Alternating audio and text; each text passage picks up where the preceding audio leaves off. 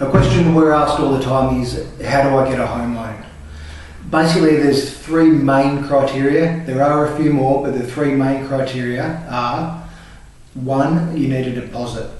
Now, generally, you'll need a minimum of 5% of the purchase price, but there are a few ways around it. If you didn't have 5%, you could potentially get a gift from a parent or relative.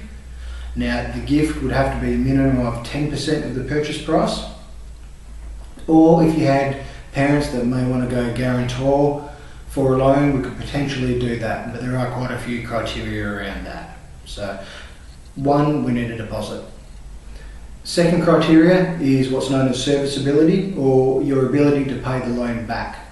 You need to be earning enough income to be able to pay the loan back, plus your living expenses, plus pay back any loans that you already have, including credit cards or personal loans.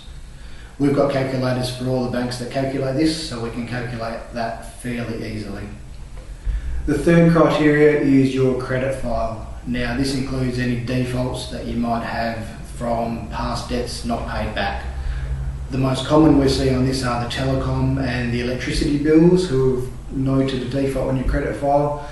We can get around this fairly easily. If there's something that's a little bit higher, it does make it a bit harder, but we still do have lenders that can get that across the line. There are more criteria. They're the big three. If you're not matching any of those three, it's going to be very hard to get a loan. There are more criteria than that, but we can generally find a way to get it through if we have ticked off the big three, being deposit, serviceability, and credit file. If you want some more information on how to get a loan, give us a call on the number coming up and we'll give you a call back and let you know exactly how much money you'd be eligible to borrow.